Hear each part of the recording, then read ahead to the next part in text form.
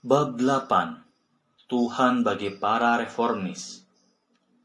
Abad ke-15 dan ke-16 adalah abad paling menentukan bagi semua umat beragama. Periode itu merupakan periode paling krusial, khususnya bagi Kristen Barat yang bukan hanya berhasil mengejar ketertinggalannya dari kebudayaan-kebudayaan lain dalam oikumene, tetapi bahkan nyaris menaklukkannya. Dua abad ini telah menjadi saksi bagi Renaissance Italia yang dengan cepat menyebar ke Eropa Utara, serta penemuan dunia baru dan awal revolusi ilmiah yang akan menimbulkan pengaruh sangat menentukan bagi perjalanan nasib seluruh dunia. Pada akhir abad ke-16, Barat mulai menciptakan bentuk peradaban yang sangat berbeda. Periode ini merupakan sebuah masa transisi dan karenanya ditandai oleh kecemasan dan berbagai prestasi. Hal ini terlihat dengan jelas dalam konsepsi Barat tentang Tuhan pada periode tersebut. Di tengah keberhasilan sekular mereka, orang Barat semakin menaruh perhatian pada iman melebihi masa-masa sebelumnya. Kaum awam merasa tidak puas terhadap bentuk agama abad pertengahan yang tak mampu lagi memenuhi kebutuhan mereka di dunia yang baru. Para reformis menyuarakan kegelisahan ini dan menemukan cara baru dalam memandang Tuhan dan penyelamatan. Akibatnya, Eropa terpecah ke dalam dua kubu yang saling bertikai, yakni Katolik dan Protestan, yang hingga kini tak pernah benar-benar bebas dari kebencian dan saling curiga satu sama lain. Selama masa reformasi, kaum pembaru Katolik dan Protestan mengimbau para penganutnya untuk meninggalkan kesetiaan lahiriah kepada orang-orang suci dan para malaikat, dan memusatkan perhatian kepada Tuhan semata. Eropa tampaknya sedang terobsesi oleh Tuhan. Namun demikian, pada awal abad ke-17, beberapa di antara mereka berfantasi tentang ateisme. Apakah ini berarti mereka siap untuk menyingkirkan Tuhan? Periode ini juga merupakan periode krisis bagi orang Yunani, Yahudi, dan Muslim. Pada tahun 1453, Turki Utsmani menaklukkan ibu kota Kristen Konstantinopel dan menghancurkan Kekaisaran Bizantium. Setelah itu, orang Kristen Rusia melanjutkan tradisi dan spiritualitas yang dikembangkan Yunani. Dan pada Januari 1492, ketika Christopher Columbus menemukan dunia baru, Ferdinand dan Isabella menaklukkan Grenada di Spanyol, daerah kekuasaan Muslim terakhir di Eropa. Kaum Muslim kemudian diusir dari semenanjung Iberia, yang telah menjadi tanah air mereka selama 800 tahun. Penghancuran Muslim Spanyol menimbulkan akibat yang fatal bagi orang Yahudi. Pada Maret 1492, beberapa minggu setelah kejatuhan Grenada, monarki Kristen menawarkan pilihan dibaptis atau diusir bagi Yahudi Spanyol. Banyak orang Yahudi Spanyol yang begitu terikat pada negeri mereka sehingga memilih untuk menganut Kristen. Meskipun sebagian tetap menjalankan praktik agama mereka secara sembunyi-sembunyi. Seperti orang Moriscos, para mu'alaf Kristen yang berpindah dari Islam, orang-orang Yahudi ini kemudian dikejar oleh Inkuisisi karena dicurigai sebagai pembid'ah. Akan tetapi, sekitar 150.000 orang Yahudi menolak dibaptis dan terpaksa meninggalkan Spanyol. Mereka mencari perlindungan ke Turki, Balkan, dan Afrika Utara. Kaum Muslim Spanyol telah memberikan tanah air terbaik bagi orang Yahudi dibanding di tempat manapun di seluruh diaspora, sehingga pemusnahan Yahudi Spanyol disesali oleh kaum Yahudi seluruh dunia sebagai bencana terbesar yang pernah menimpa mereka sejak penghancuran kuil pada 70 Masehi. Pengalaman diusir menancap kuat di lubuk kesadaran keagamaan Yahudi melebihi masa-masa sebelumnya. Pengalaman tragis itu membawa pada pertumbuhan bentuk baru Kabalah dan perkembangan konsepsi baru tentang Tuhan. Periode ini juga merupakan tahun-tahun yang sulit bagi umat Muslim di berbagai bagian dunia yang lain. Abad-abad yang menandai keberhasilan invasi kaum Mongol telah mengakibatkan timbulnya konservatisme baru, karena orang-orang berupaya untuk menemukan kembali apa yang telah hilang. Pada abad ke-15, kaum ulama dari madrasah-madrasah Sunni menyatakan bahwa pintu ijtihad telah ditutup. Sejak saat itu, kaum Muslim harus tunduk pada pemikiran para mujtahid masa lalu, khususnya yang menyangkut syariat hukum Islam. Tampaknya tak akan ada lagi gagasan-gagasan inovatif tentang Tuhan atau tentang apapun dalam iklim konservatif ini.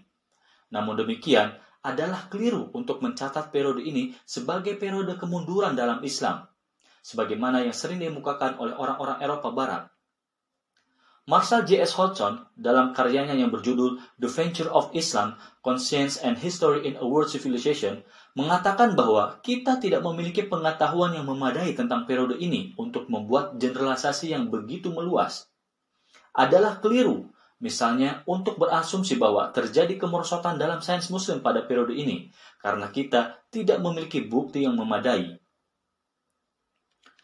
Kecenderungan konservatif telah muncul ke permukaan selama abad ke-14 dalam diri para ahli syariat, seperti Ahmad ibn Taimiyah dari Damaskus dan muridnya Ibn Al-Qayyim Az-Zawjiyah. Ibn Taimiyah yang sangat dicintai oleh masyarakat ingin memperluas syariat hingga dapat berlaku pada seluruh keadaan yang mungkin dihadapi oleh kaum muslim. Syariat tidak dimaksudkan untuk menjadi disiplin yang mengekang.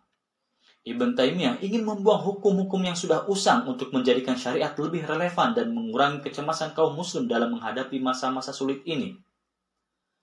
Syariat harus memberi mereka sebuah jawaban yang jelas dan logis terhadap persoalan-persoalan keagamaan praktis mereka. Akan tetapi, semangat Ibn Taimiyah terhadap syariat ini dihadang oleh kalam, falsafah, dan bahkan Asy'ariyah. Seperti halnya setiap pembaru, dia ingin kembali kepada sumber-sumber asasi, yakni Al-Quran dan Hadis, dan membuang semua tambahan yang datang belakang.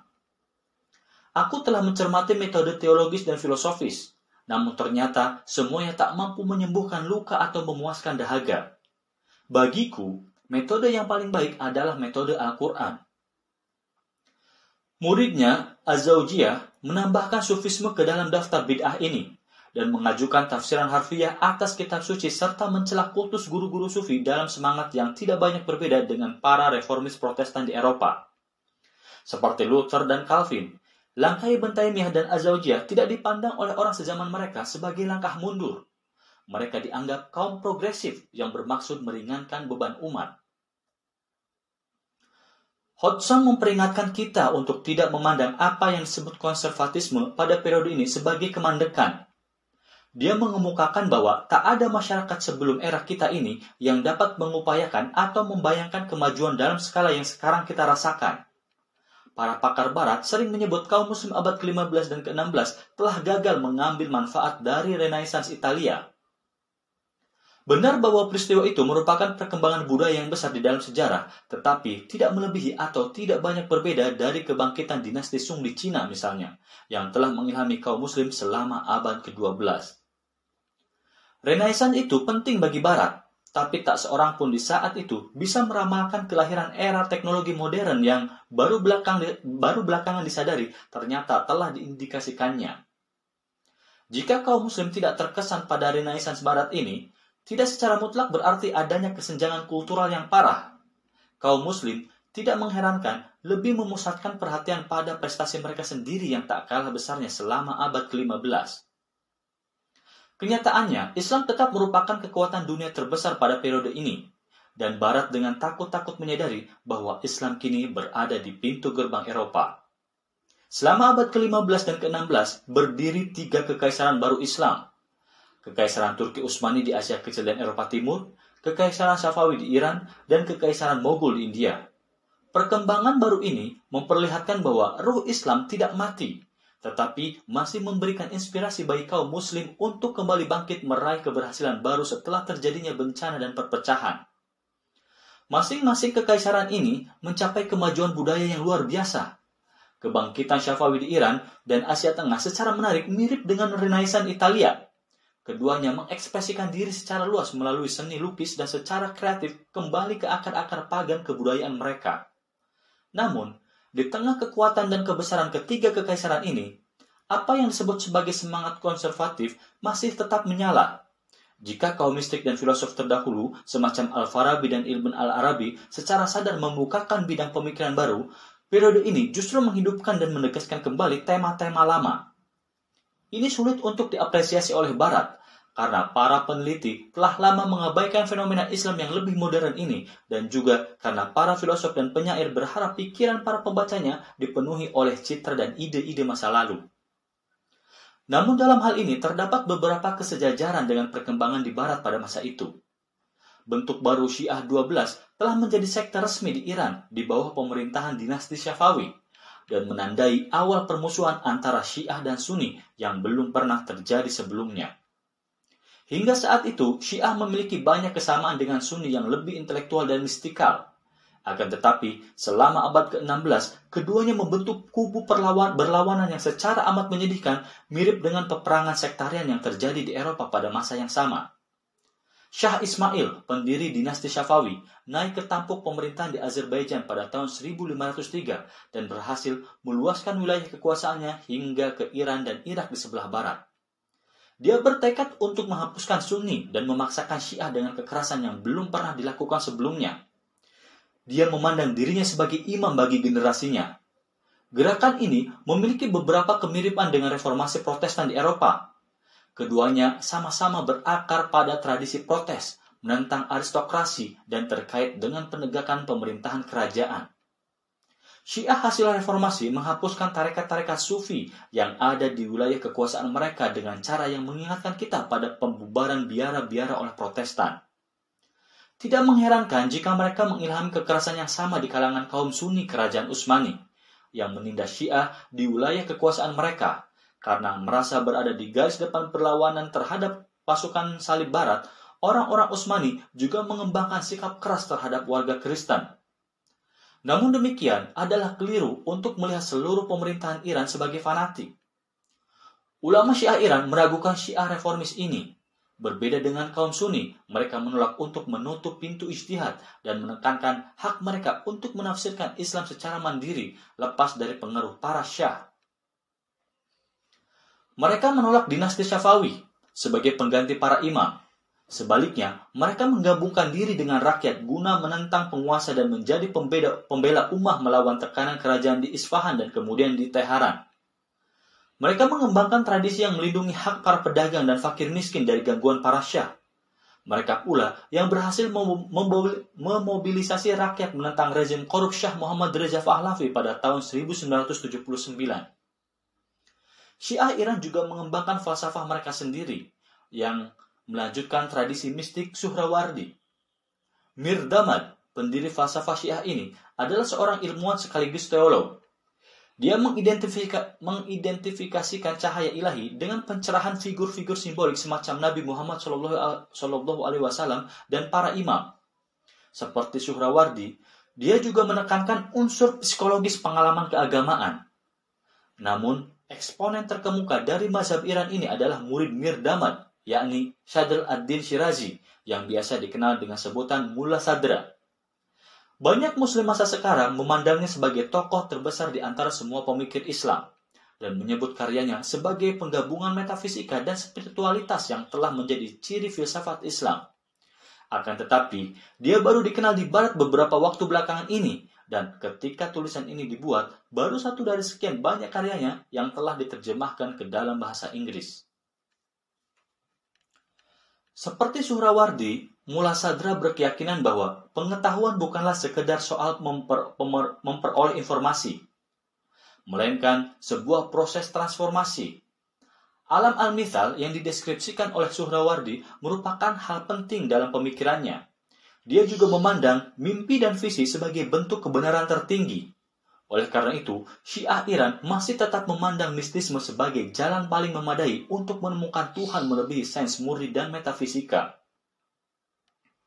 Mullah Sadra mengajarkan bahwa imitatio Dei atau meniru Tuhan merupakan tujuan filsafat dan tidak bisa dibatasi pada satu kredo atau iman saja. Sebagaimana telah ditunjukkan oleh Ibn Sina, hanya Tuhan, sang realitas tertinggi yang mempunyai eksistensi sejati, dan realitas tunggal inilah yang membimbing seluruh mata rantai wujud dari alam suci hingga tingkat debu yang paling bawah. Mullah Sadra bukanlah seorang panteis. Dia memandang Tuhan sebagai sumber dari segala sesuatu yang ada. Wujud-wujud yang kita lihat dan alami hanyalah wadah-wadah yang menampung cahaya ilahi dalam bentuk yang terbatas. Akan tetapi, Tuhan juga transenden terhadap realitas duniawi. Kesatuan semua wujud tidak berarti bahwa hanya Tuhanlah yang ada, namun serupa dengan kesatuan antara matahari dan cahaya yang memancar darinya. Seperti Ibn al-Arabi, Mullah Sadra membedakan antara esensi Tuhan dan manifestasinya yang beragam. Pandangannya tidak berbeda dengan para hesikes Yunani dan Kabalis. Dia memandang seluruh kosmos memancar dari esensi Tuhan untuk membentuk satu mutiara dengan banyak lapisan, yang bisa juga dikatakan bersesuaian dengan tingkat pengungkapan diri Tuhan melalui sifat-sifat atau tanda-tandanya. Lapisan-lapisan itu juga mewakili tahap-tahap upaya manusia untuk kembali kepada sumber wujud. Penyatuan dengan Tuhan tidak harus terjadi di alam akhirat. Seperti sebagian Hesyches, Muladhara berkeyakinan bahwa penyatuan itu bisa diraih di dunia ini melalui pengetahuan. Tak perlu dikatakan bahwa yang dimaksudkannya tentulah bukan pengetahuan rasional saja. Dalam pendakiannya menuju Tuhan, seorang mistikus harus berjalan melewati alam angkal, alam visi dan imajinasi. Tuhan bukanlah suatu realitas yang bisa diketahui secara objektif, melainkan bisa ditemukan di alam daya pembuat citra yang ada dalam diri setiap muslim. Ketika Al-Quran dan hadis berbicara tentang surga, neraka, atau singgasana Tuhan, pembicaraan itu tidak merujuk pada realitas yang berada di dalam lokasi tersendiri, melainkan pada dunia yang ada di dalam batin, tersembunyi di bawah tabir fenomena indrawi. Segala yang dicita-citakan manusia, segala yang diinginkannya, seketika itu juga hadir baginya. Atau dengan kata lain, menggambarkan keinginan itu dengan sendirinya merupakan pengalaman kehadiran real objek-objeknya. Tetapi, senang dan suka adalah ungkapan surga dan neraka, baik dan jahat, semua balasan yang dapat dicapai manusia di akhirat bersumber dari aku, sejati dirinya sendiri, yang terbentuk sesuai dengan niat dan rencana-rencananya, keyakinan terdalamnya, dan perilakunya. Sebagaimana Ibn al-Arabi, tokoh panutannya, Muladhara tak membayangkan Tuhan bersinggasana di alam lain, di langit eksternal dan objektif yang akan didatangi semua orang beriman setelah mati. Surga dan kawasan ketuhanan dapat ditemukan di dalam diri sendiri atau di alam al-mithal pribadi yang sebenarnya merupakan milik tak terpisahkan dari setiap manusia. Tak ada dua orang manusia yang memiliki surga atau Tuhan yang persis sama. Muladhara, tokoh yang mengagumi Sunni, Sufi, filosof-filosof Yunani maupun imam-imam Syiah, mengingatkan kita bahwa Syiah Iran tidak selamanya bersifat eksklusif dan fanatik. Di India, banyak umat Muslim yang menanamkan toleransi terhadap tradisi lain. Sekalipun Islam secara kultural dominan di India Moghul, namun Hinduisme tetap hidup dan berkembang. Orang-orang Muslim dan Hindu bekerja sama di bidang seni maupun proyek-proyek intelektual. Kawasan anak benua itu telah sejak lama terbebas dari intoleransi agama dan selama abad ke-14 dan ke-15, bentuk Hinduisme yang paling kreatif menekankan tentang kesatuan aspirasi agama. Semua jalan adalah sah selama masing-masing mengutamakan cinta batin kepada Tuhan yang Esa. Ini jelas selaras dengan Sufisme maupun falsafah yang merupakan paham Islam paling dominan di India. Beberapa orang Muslim dan Hindu membentuk kelompok masyarakat antariman. Yang paling penting di antaranya menjadi Sikhisme, didirikan oleh Guru Nanak pada abad ke-15. Bentuk baru monoteisme ini berkeyakinan bahwa Allah identik dengan Tuhan Hinduisme. Dari pihak Muslim, pakar Iran Mir Abu al-Qasim Findirisky, tokoh yang sezaman dengan Mirdamad dan Muladhara, mengajarkan karya-karya Ibn Sina di Isfahan dan juga menghabiskan cukup banyak waktu untuk mempelajari Hinduisme dan yoga. Sulit untuk membayangkan ada seorang Katolik Roma yang menguasai pemikiran Thomas Aquinas pada masa tersebut akan memperlihatkan antuisme yang sama untuk mengkaji suatu agama yang bukan dari tradisi Abrahami. Semangat toleransi dan kerjasama ini paling jelas dibuktikan dalam berbagai kebijakan Akbar, Kaisar Moghul ketiga, yang berkuasa dari tahun 1560 hingga 1605 dan menghormati semua agama. Karena kepekaannya terhadap orang Hindu, dia menjadi seorang vegetarian, meninggalkan kegiatan berburu binatang, dan melarang penyembelihan hewan kurban di hari ulang tahunnya atau di tempat-tempat suci orang Hindu. Pada tahun 1575, Akbar mendirikan rumah ibadah, tempat para ahli dari semua agama berkumpul mendiskusikan masalah ketuhanan. Di sana tampak secara nyata bahwa kelompok misionaris Jesuit dari Eropa adalah yang paling agresif. Akbar mendirikan tarekat sufinya sendiri yang mendedikasikan diri pada monoteisme ketuhanan dengan menyatakan kepercayaan radikal akan keesaan Tuhan yang mewahyukan dirinya di dalam setiap agama samawi. Kehidupan pribadi Akbar diabadikan oleh Abul Fazl Al-Lami di dalam bukunya yang berjudul Akbarnama. Selama hidupnya, Akbar berupaya menerapkan prinsip-prinsip sufisme ke dalam sejarah peradaban. alami memandang Akbar sebagai penguasa ideal menurut falsafah dan manusia sempurna pada masanya. Peradaban dapat membawa pada perdamaian universal jika masyarakat yang baik dan liberal berhasil diciptakan oleh penguasa semacam Akbar yang telah membuat fanatisme menjadi mustahil. Islam dalam pengertian asalnya, yakni sikap tunduk kepada Tuhan, bisa dicapai oleh agama apapun, yang sering disebut dengan agama Muhammad, tidak memiliki monopoli atas Tuhan. Namun, tidak semua Muslim sependapat dengan Akbar, dan banyak di antara mereka memandang kepercayaan semacam itu berbahaya bagi keimanan.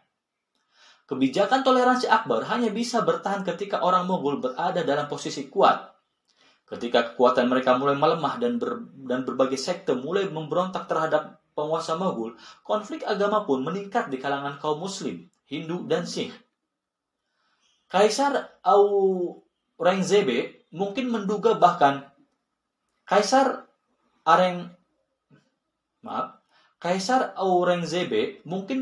bahwa persatuan bisa dipulihkan dengan memperkuat disiplin di kalangan kaum Muslim. Dia memberlakukan undang-undang untuk menghentikan berbagai perbuatan yang tidak berfaedah seperti mengkonsumsi minuman keras, menghapus peluang kerjasama dengan orang Hindu, mengurangi jumlah upacara keagamaan Hindu, dan menggandakan jumlah pajak atas para pedagang Hindu. Ungkapan paling spektakuler dari kebijakan komunalisnya adalah penghancuran menyeluruh terhadap kuil-kuil Hindu. Kebijakan-kebijakan ini yang sangat bertentangan dengan pendekatan toleran Akbar ditinggalkan setelah Aurangzeb mangkat. Namun kerajaan Mogul tidak pernah sembuh dari fanatisme destruktif yang telah disebarkan dan diberlakukannya atas nama Tuhan. Salah seorang penentang utama Akbar selama masa hidupnya adalah ulama dan sufi besar Syekh Ahmad Sirhindi.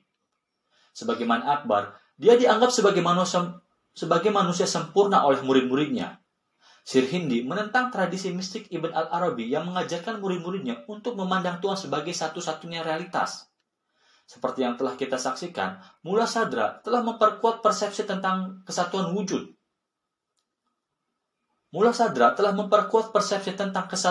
Ini. Ajaran ini merupakan pernyataan mistikal syahadat. Tidak ada realitas kecuali Allah. Seperti halnya kaum mistik dalam agama-agama lain, kaum sufi telah mengalami kesatuan dan merasa satu dengan seluruh eksistensi. Namun Sirhindi menolak persepsi ini sebagai terlalu subjektif. Ketika seorang sufi sedang berkonsentrasi kepada Tuhan saja, segala sesuatu yang lain cenderung memudar dari kesadarannya, tetapi ini tidak bersesuaian dengan realitas objektif. Sesungguhnya, berbicara tentang kesatuan atau kesamaan antara Tuhan dan dunia merupakan kesalahpahaman yang parah. Kenyataannya, kita tak mungkin mendapatkan pengalaman langsung tentang Tuhan yang secara mutlak berada di luar jangkauan manusia. Dia adalah yang maha suci, yang maha tinggi, lagi yang maha tinggi, lagi yang maha tinggi. Hubungan antara Tuhan dan dunia hanya mungkin bersifat tak langsung, yakni melalui kontemplasi tentang tanda-tanda alam. Sirhindi mengklaim dirinya telah melampaui keadaan ekstatik kaum mistik, seperti Ibn al-Arabi, dan masuk ke keadaan kesadaran yang lebih tinggi dan lebih jernih. Dia menggunakan mistisme dan pengalaman keagamaan untuk meneguhkan kembali keyakinannya kepada Tuhan transenden yang dikonsepsikan oleh para filosof, yang merupakan realitas objektif namun tak dapat dijangkau. Pandangan-pandangannya dianut kuat oleh para pengikutnya, tetapi ditolak oleh mayoritas Muslim yang masih tetap berpegang pada konsepsi ketuhanan kaum mistik yang bersifat imanen dan subjektif.